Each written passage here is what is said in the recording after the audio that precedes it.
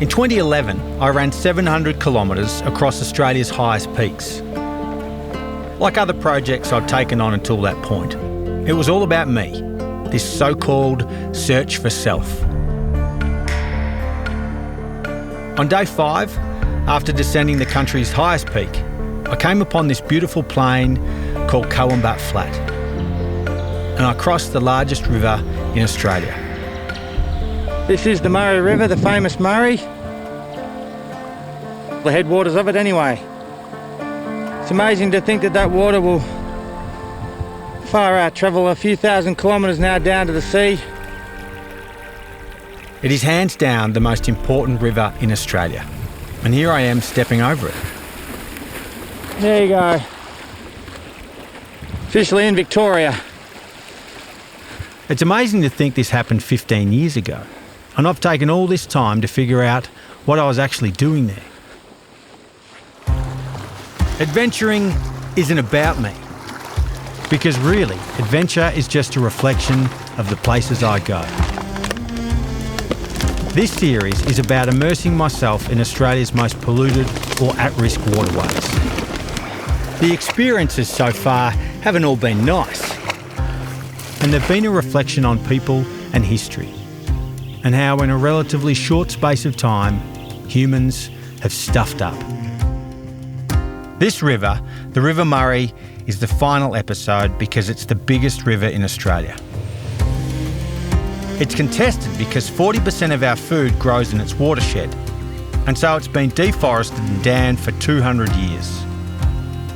Nearly all of the water that should be in the river never makes it to sea, let alone the floodplains and the wetlands.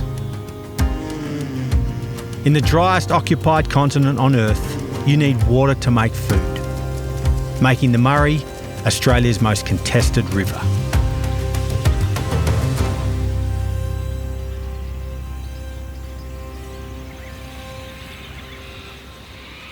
For the next 4 days, my friend Ponch and I will make our way downriver through the country's food bowl, knowing full well this story is not really just about the river. It's about the watershed, the giant landmass surrounding the river itself. This is Brian Ponch Watcho. He's my professional mentor in life, ex-professor of outdoor education. He was my PhD supervisor. I really like his company. It's a really good generational gap between his knowledge and where I'm at, and he's one of the few people in the world I really like to shut up for and just let him talk. It's possible for something to be two things. Yeah. It's possible for the river to be, for us to see it as beautiful. Yep. But we certainly ought to start seeing it as something that's in danger and damaged. The big theme of this final episode is food. We are standing in the middle of the food bowl right now. Yeah. This is what feeds Australia. So we went to the local supermarkets here and we thought, let's just get local stuff that we know explicitly was from the Murray food bowl. We quickly realised it was harder than it sounds to find food made from the giant food bowl we were standing in. Kuala Lumpur. 100 years ago, everything here would have been grown within 50k. 47% Australian. Not even the old beans make it to the canoe. Now, it's a modern town fed by a global market, offering much the same thing as a town on the other side of the world. Yes! The big stat with Australian rice, if it's grown in Australia, it's grown in the Murray food bowl. So I'm now secretly hoping that Ponch is having good successes back in town. Bo's a bit of an eater. We probably need something solid. Plenty of fruit. You reckon that's enough for Bo? Proudly produced and packed in the Goulburn Valley. They swore black and blue that all of this stuff was from just being grown in the catchment. Being men of simple calories, we had basic food and just enough. And I've got the big one just in case we're a bit calorie deprived and we need to take a swig just to get us to the finish line. But I'll never understand why Ponch only bought 2 peaches for 2 blokes for 4 days. Old mate made up for it 10 seconds later. Oh, nuts, you beauty! Have a look at that lot. That'll do us. We're in Echuca, we're going to paddle down to Turrumbary Weir, which is the first lock, at least going downstream of the Murray. This is our most important river in Australia. It's the great litmus test of health for our continent, isn't it?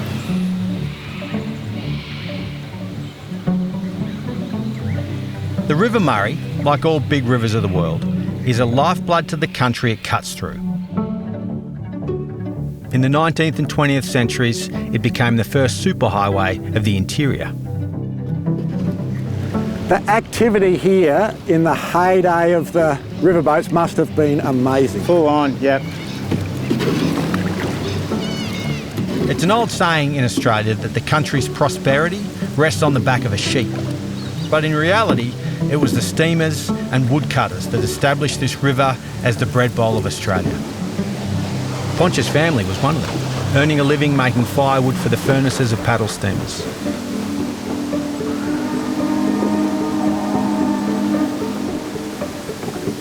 That's how the Watchos made their first money on the river. Making horns? Blowing their own trumpet. My old mate Ponch has paddled every inch of this 2,500 kilometre river. Mate, in all my days paddling down the river, 70 days, I reckon I had about 2 that weren't headwinds. Over months, and in fact over the decades since, Ponch descended the foothills into the Great Plains, a twisting and seemingly endless flow of water lined with old and dead red gums, dams and dusty towns. So I decided to paddle the whole length of the river and connect up some of those dots between places I'd worked, the family, places I'd mucked around as a kid, to get to know the river as a whole. You know, a lot of people might be tempted to sort of criticise my journey down the river as only staying on the river. You know, I didn't have time to get out and paddle into a lot of the backwaters and swamps and so on. That's a different sort of experience and a different sort of trip. Or you could drive a car down or ride a bike, I guess, or take a scooter and then get out into the lasered landscape where the farming's going on. Yeah, seeing life from the middle of a river is, I've said this before too, it's not the fairest of insights in some respects because it often looks pretty good from there.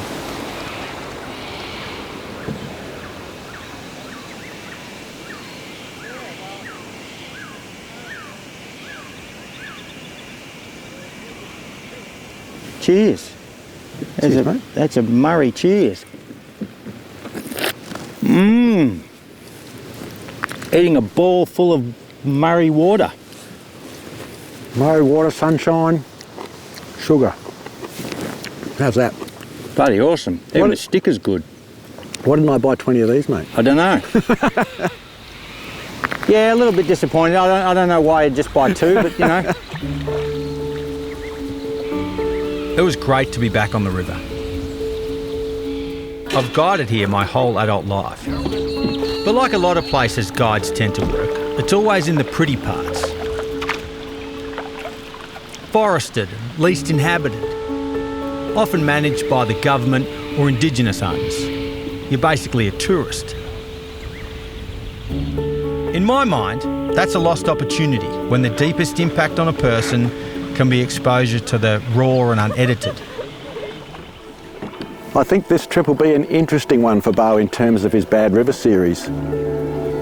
You know, on the surface level, I can be drifting out here or paddling down the river, and it is just wonderful. It's just a corridor of green. So how do you see this as a bad river?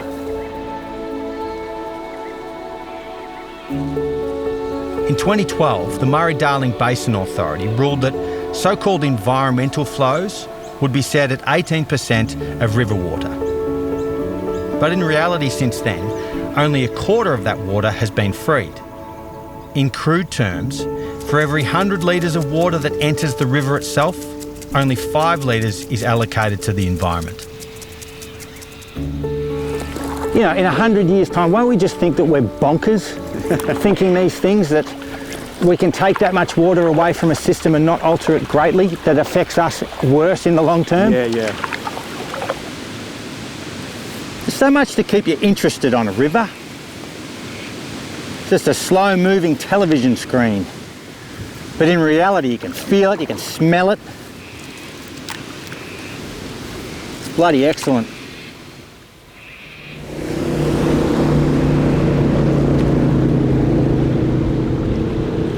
So you'll find going down the river there are these sections that somehow become popularised as wakeboarding sections. Yes.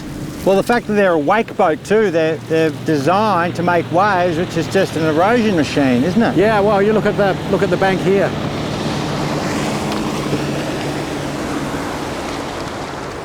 Recreation on the Murray is full on and seen to many as a rite of passage, most of which is okay. But a lot of it's frontier-style destruction with blatant disregard for the environment or the next camper. Rogue and relentless firewood collection, and you never have to go far to find rubbish. I'm torn because I actually love that people come here. We need that. Righto, I reckon, mate, we've got, We're going to start looking for home, don't we? yeah, maybe after this houseboat. Yep. First camp's always pretty exciting, isn't it? Oh, my word. What a gorgeous time of day. A twinkle of sunlight in the west. Oh, it's the one time of day I don't mind getting blinded by the light. Sting is out of the day. How you going, old mate? Oh, mate, beautiful. Isn't it? Fantastic way to finish the day on the river. It's bloody excellent. We're just getting into it again after, we sat in a car for 5 or 6 hours and early start. No, we're just warming ourselves into it. We'll get funny. There'll be some funnies tonight, I imagine. I froze his jumper once. I put it in the freezer, dipped it in water and put it in the freezer. We were having gin at the time, lots of gin. And Ponch was not impressed. They just saw him wearing it the next day like nothing had happened. Very funny. He doesn't find it funny at all. We got bows, rice from the bowl, some beans, a zucchini. Curry in a hurry. Actually, I don't mind waiting for a curry. In fact, I don't mind waiting for anything these days. I'm trying to slow down life. Oh, oil, of course. Oh, yeah. We just drizzle the oil all through it. Yeah. Boom. Just a very liberal, all the chefs, all the celebrity chefs, they pour it on themselves. Hey, have a look at that. Oh, look. All the little beautiful ones. What a ripper. That's not a bad little cook-up. Let's have a look. Very good. Very good, mate. Kind of ordinary, but in a very satisfying way. You got any sand in yours? No, mate. Oh, shit! I thought that was going to go that time. It made a fairly suspect sound. I think I've lived my life on it.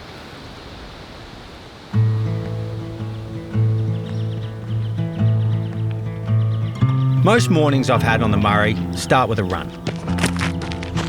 It's the coolest time of day, birds are going nuts, and you simply keep the river on one side of you and go as far as you want. But it's rare on these mornings I'm not distracted by the hand of humans. That's a good hat. Oh, look at it. Someone's made us a lovely thing. Genius. In 20 years of guiding on this river, nothing has changed. I will be forever mystified at how and why people leave their rubbish. A place can be ruined by people who have made the effort to come and see it, and I'll never understand this.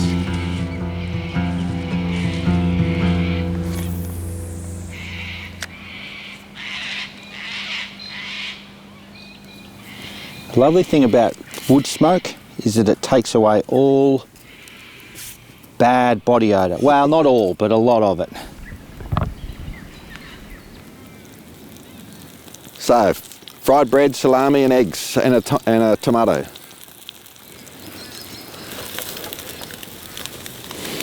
These will cook fast. Got so much fat content. That's pretty much all it needs, That's done.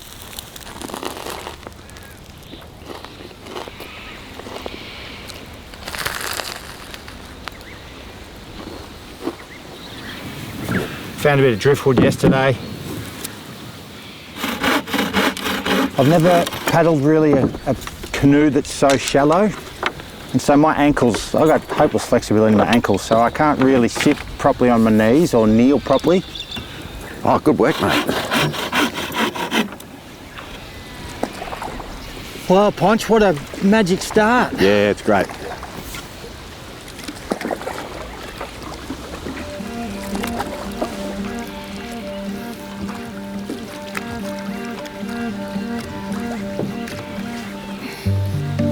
Riverine ecologies take millennia to develop. And there are parts of them that are tough and parts of them that are resilient. But if we change the dial a bit and, you know, change the amount of water flow, change the surrounding temperature, change the temperature of the water, and that ecosystem is going to be changed or damaged, or it's going to have to adapt, but it won't be what it was. You know, yes, it is a contested landscape and a contested place, but by and large, we think of this as water moving from one place to another, and that water we can use to our benefit. But as soon as you detach the notion of water from the notion of river, and the notion of river from floodplain, then you've made some really dangerous, you know, disruptions.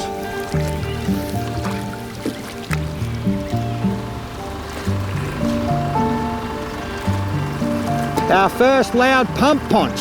That one is really chipping away. And that's probably feeding that big rotation crop there. Size of a bloody, I don't know, 15, 18 football fields. So Ponch, the big question on everyone's lips is, when does Bo make the scooter? And is this the world first making of a scooter in a canoe? Where did this come from, Bo? This came from Druin, but I dare say it wasn't made in Druin, Ponch. After lunch today, I'll ditch Ponch to go inland, something I've never really done. A lot heavier than I thought. Both in the sense I've never really travelled inland while on a river trip, and I've only ever ridden a scooter once or twice as an adult. That's right, I'll leave the beautiful river that pushes you for free in the direction you want to go, and instead head in the opposite direction into the baking hot plains of Australia. My mission was pretty vague, of course it was. Buy whatever kind of food or beverage I bumped into whilst out seeing this famous bread bowl. Don't know how you go, mate, but if I had my vote, homemade relish. Righto. Homemade relish and bottle of wine, something like that. This really is quite a nice section of the river. Not bad, is it? Just gum-lined, khaki colours, big sweeping meanders.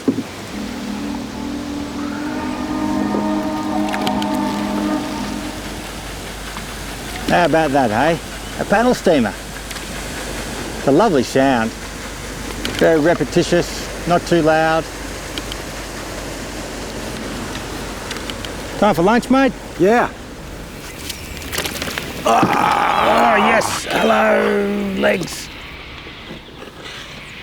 If I happen to find a boutique licorice maker out there, then look, maybe I'll just stay for a couple of days. But I'm very charming to farmers. Very charming. Yeah, I'll look so weird and out of place that people will take pity on me. Ponch would lash my canoe to his boat and punt down the river, taking all of our gear and food. I'd take a few cups of rice and a few basic provisions, only the essentials for 24 hours. While I'm gone, Ponch needed to catch a fish.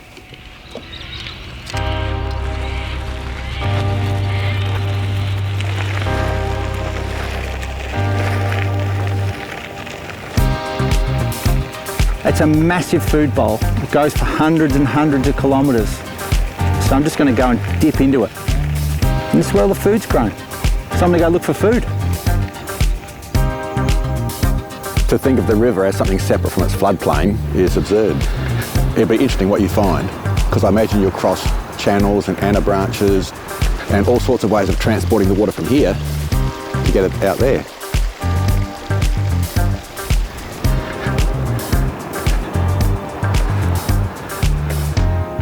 Not sure Bo is quite up to turning water into wine, but I reckon he's a good scrounger. He'll find a bottle out there somewhere.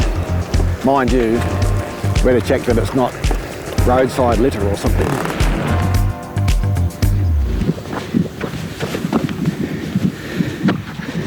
We have ourselves a technicality. An apple on the road. Was it grown here? Don't know. I'm no stranger to eating things off the side of the road. It's hot, but it's been sitting in the sun.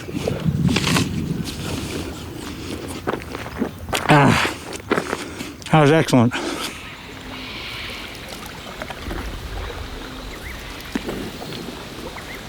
That's a big old dead looking tree in the river. You know, for some of us it might be a bit unsightly, but it's actually important for the river to create shelter and habitat. The river's really been cleared up of its snags, so when they first started to bring the paddle steamers through, the first job they had was to actually clear all the snags out of the river. And of course that's changed the ecology of the river immensely. Yeah, nice spoonbill. And a kingfisher just on that branch back this side of it. Even in my lifetime I've noticed a dramatic decline in water birds because they don't just need the main channel, they need the backwaters to be filled. They need healthy water to create food for them. The river would have a natural flood regime. At the end of winter the snows melt, there's plenty of rain and that pushes its way down the river. But now we want the flows coming down the river for irrigation in summer. So we've captured all that water behind the massive dams like the Hume, and that's created a lot of ecological problems. Well, Bo's out doing the hard yards out on the floodplain. My job is just to head on downriver, take it slow, relax. David Gilmour, both songwriters. Around the time the wall came out. That's not bad actually. That's better than I thought it would be. Now, as long as that wake boat doesn't come past.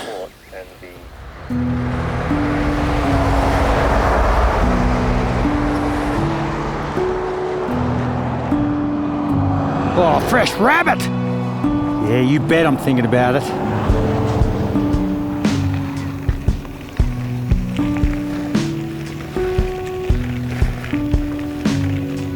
Life on the scooter. I'm out here on the baking hot sun with bugger all shade. After my workday should have finished. Still scooting along. Don't know how long it will be until I hit a vineyard, if I hit one at all. Maybe I'm just bloody dreaming, mate. Don't seem to be a lot of people around.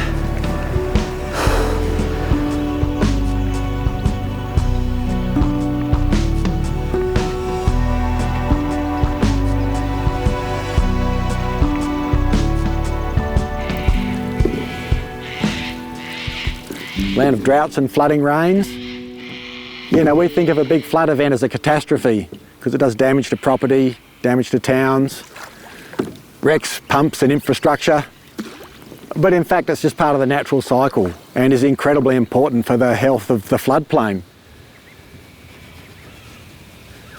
Sometimes when I start drifting, I can really feel that pull of gravity. You know, the water sliding over the continent. When you're paddling, you're working and you're not overpowering the river, we can never do that, but you know, you're providing the energy to get somewhere. But when you just stop and drift, all this energy now is just gravity. It's just gravity acting on this bit of water that we happen to be floating on at the moment, and all it's trying to do is get down to sea level, get down to the ocean. Wonder if old Bo will get a swim tonight. Another crossroad in life, eh? To keep heading west, which is roughly more where the river is going, or keep heading south or go south to find this potential winery.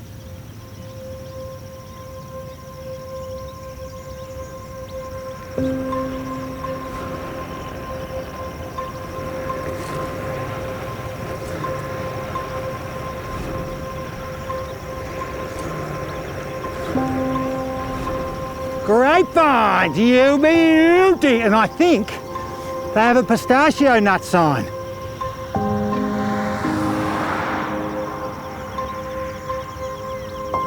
Oh, Bo, look! We have nuts and we have wine. No way, and train carriages.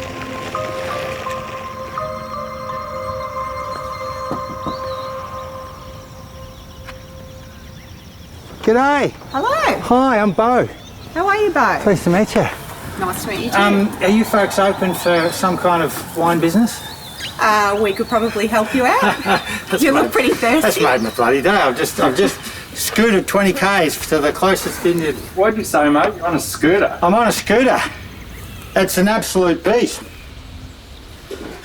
Yeah, cool. Yeah. This beautiful shade I'd landed on was in fact the insides of some of the oldest train carriages in Australia, restored by the owners of the winery. They offered to give me a tasting. All right, Ponch, I hope you're having a nice cup of honey water or something. Dishwater. Drink the wine.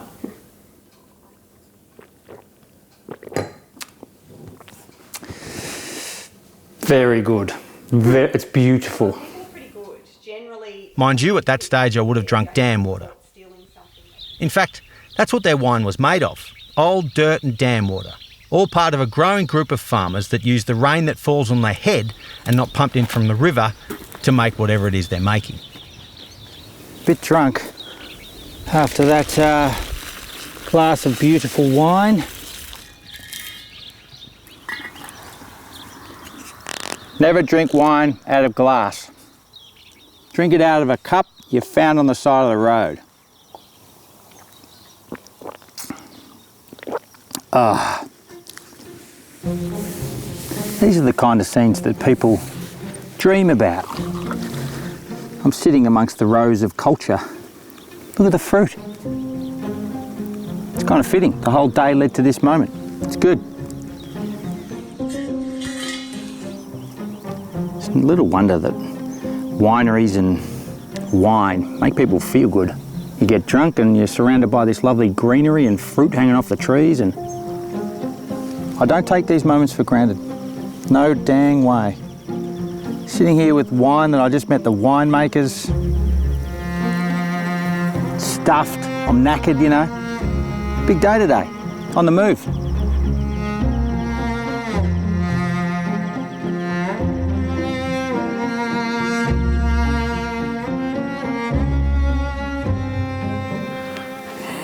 Hello, matey. The question's not how I slept, the question's how long I slept. But yeah, the neighbours. The neighbours kept us up well into the night. So let's just say we don't share the same taste in music. I'm not a violent man, but I'm prepared to make an exception. It's a 4-ingredient breakfast. Bread, eggs, salami and oil.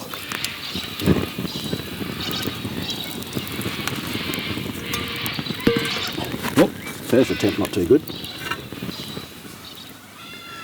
Here we are thinking, poor old Bo out there on the floodplain, hunkered down by some canal, drinking drain water, getting eaten alive by mozzies. He probably talked some farmer into letting him sleep on the veranda on the spare bed and had a roast dinner. The owners came down last night and gave me some Dorper sheep sausages.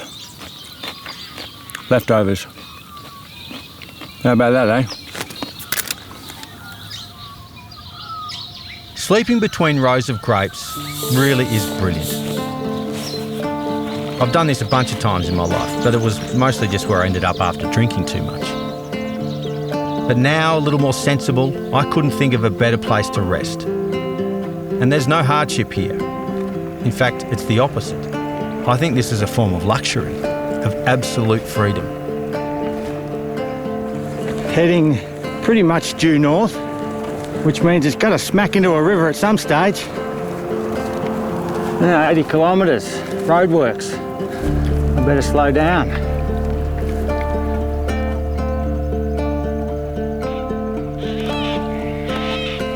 Well, we better do some fishing. Right, well the only thing I've got that constitutes bait at the moment is some salami. So we'll just leave that one set.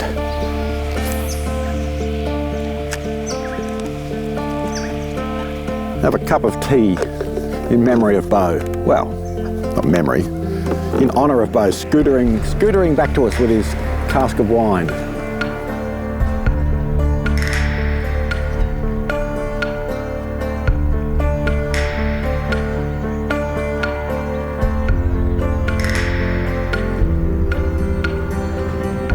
I always feel bad about saying something is the middle of nowhere, because it's someone's middle. People live here. People have been roaming around here for a long time too, thousands of years. And it's not just a whole lot of nothing either. There is masses of food being produced around me. Sheep, cattle, masses of wheat, oats, corn, and as is classically Australian or classic anywhere that's flat, the road is straight. Which is the opposite for Ponch on the river. His life at the moment is one of twists and turns. And I've got to say, I like that kind of life. Circles instead of squares.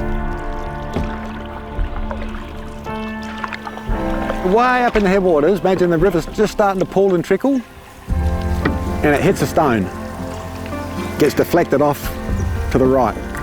So then, gravity means it's got to come back to get down to that fall line.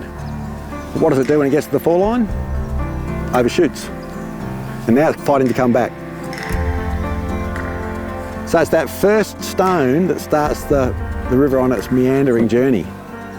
That one deflection, and off it goes. It fights its way back, overshoots. Fights its way back, overshoots.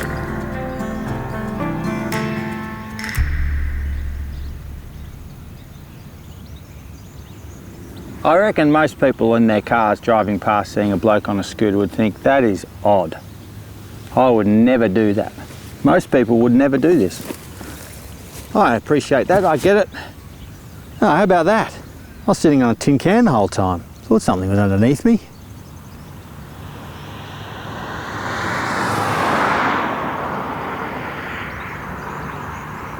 Don't think I'm going to get much with 10 cents, but you never know. Actually, you do know, but...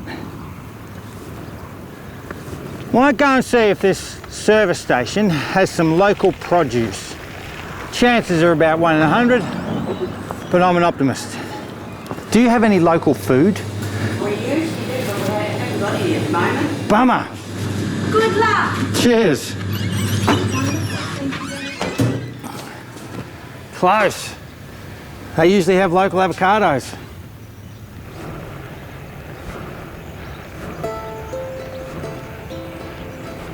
I might be one of the first people in history to choose a scooter over a canoe as a form of transport. I regret it. Yeah, it was novel and it worked, but gee, the mechanical advantage of a scooter was like riding a small dog instead of a large horse to get places. Still, it was grand to see the floodplain and how much different, and in some regards how disconnected it was to the river itself. In all my years of guiding a set path down this watershed, getting off it was perhaps the best way to see it. Righto, back on the river. That was quite an experiment. I'd popped out on a section of river a bit further along than I imagined, so Ponch was still upriver about 10k. He was no doubt doing it hard. Main bar. No shirt, no service. Oh well, we qualify. Hello matey. How you doing? I'm after something local. No local beer? No.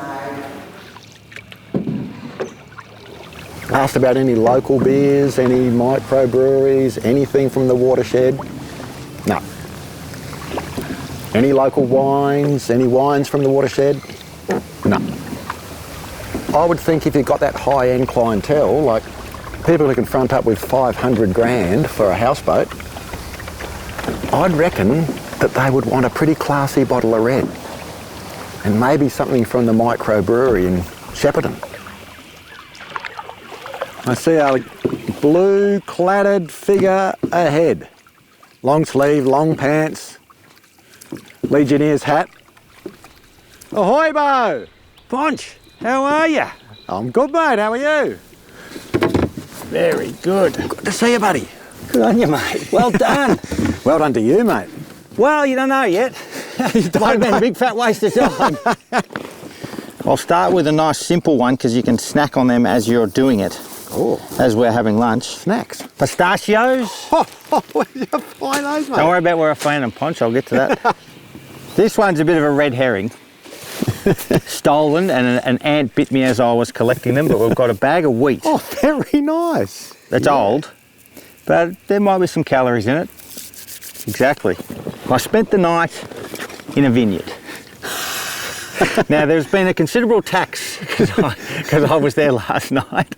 Lovely, mate. Yeah, I spent the night in the vines. Fantastic. And that's 100%, that's about as local. Yeah.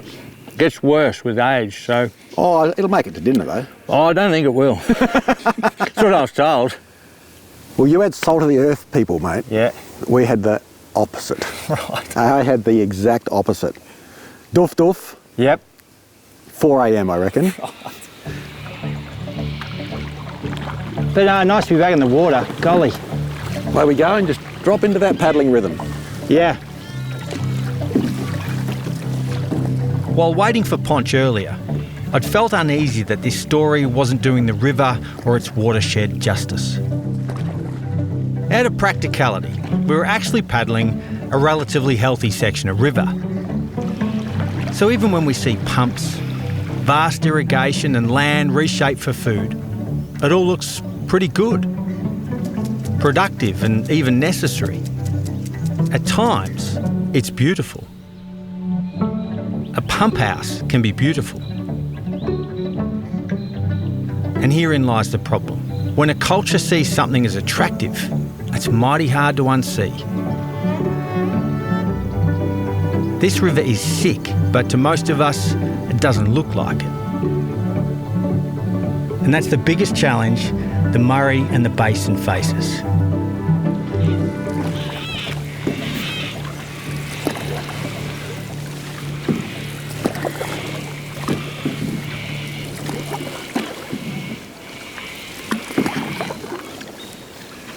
And what you don't have out there in the plains, mate, is bird song.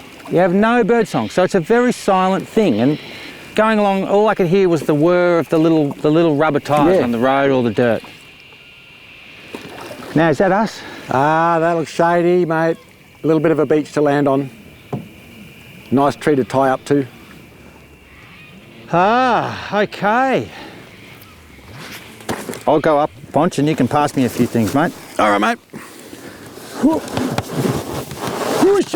Oh, very good. Good sounds. Bit light on that last throw, Ponch. just so you know. Look at this. Genius. I've got that, the Allen key for the scooter. Might take me some screws.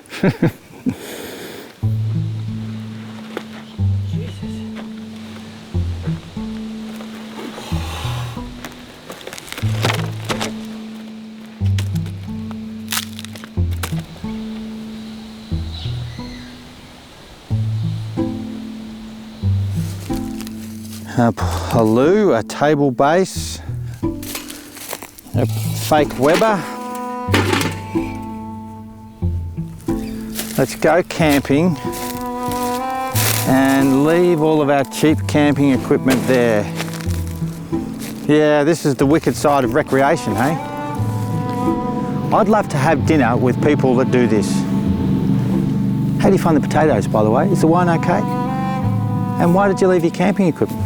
I'd like to hear their answer. There's a little piece of me that it's, you know, blood-curdlingly wild when I see this stuff. And that's such a useless thing to think too. I don't know whether to hug the person that did it to try and bring them around to humanity or fight them. Maybe both. Yeah, this whole series is about trying to find pockets of hope in all of these bad situations. And this doesn't help.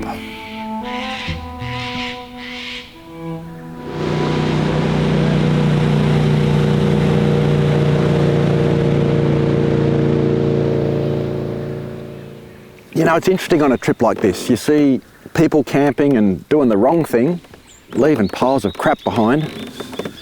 And then you see people just quietly, they've just set up their life by the side of the river, just sitting there doing nothing more than looking out over the water. And a few are dangling a fishing hook in there. And they're probably just like me, listening to the bird song, watching the river slowly flow by. And I think that's a good thing.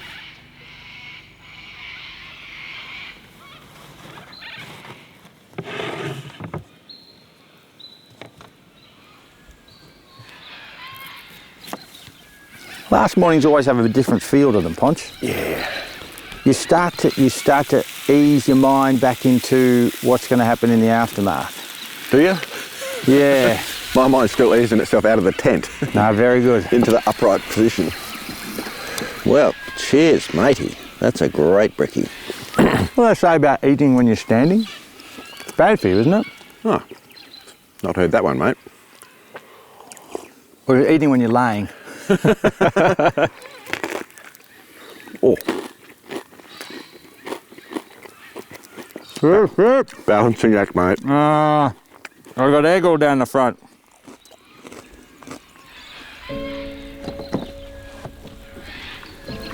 All right, matey. Where we go, Ponch? Nothing bad about this scene, Ponch. No, mate. Troubles me that the title of this film is called Bad River on mornings like this.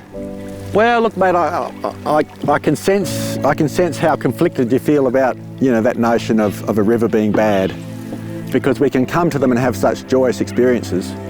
But yeah, I just throw my weight behind you, mate, getting out and keeping that storytelling going, because stories have amazing power. We don't often see the outcome, but they get out there and do their work. In this series, I set out to tell the story of travel and adventure on polluted, unhealthy, dead and at-risk rivers in Australia. One river was irony itself, the first water source for the future colony who were looking to fill their barrels and bellies. One is the oldest in the world, an unimaginably old watercourse, hundreds of millions of years in the making. One was unlucky, running next to a mountain made of rare minerals. And the other is the biggest, coursing for thousands of kilometres through the driest occupied continent on Earth. This has become the hardest set of stories I've told because there's nothing simple about any of this. No resolution, no breakthroughs, no finished product. There were times when I felt bad for having fun on the rivers. Bad for using products made from their demise or burning up carbon to go see them. Conflict and human despising was at most turns, and I was part of it. So what's the point then, Bo? What's this film saying? I'm saying I'm stuck, because I'm telling a story I don't know how to end.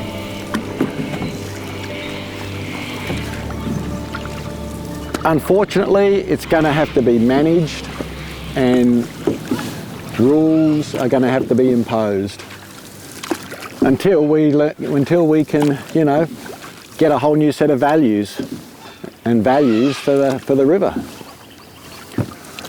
It's sad, but I can't see, you know, personal choice and individual responsibility saving the river at the moment. You know, our old philosopher friend, Aldo Leopold? Yeah. I think one of his great observations was, you know, first it's got to be pretty, then you've got to see it as beautiful, and then from beauty comes love, and from love comes care. Yes. So that's he argued that back in the 30s and 40s.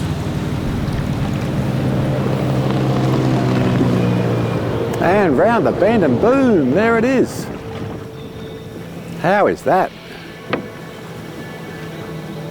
We'd finally made it to the first lock on the Murray and the finish of this trip. The river will now flow for another 1,600 odd kilometres to the sea in South Australia.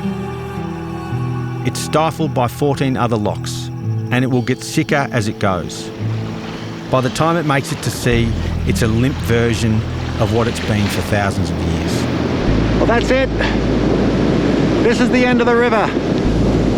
That dredge has got to keep running to keep the mouth open. The river's no longer strong enough to naturally flow to sea. I was genuinely torn with this experience, having had such a great time with a great friend on a river that was itself friendly. If I hadn't left the river on this particular section, I wouldn't have a lot to complain about. So I won't. I'll end on a good note because this bad river provided a good experience. And for a human in search of meaning, that's a start.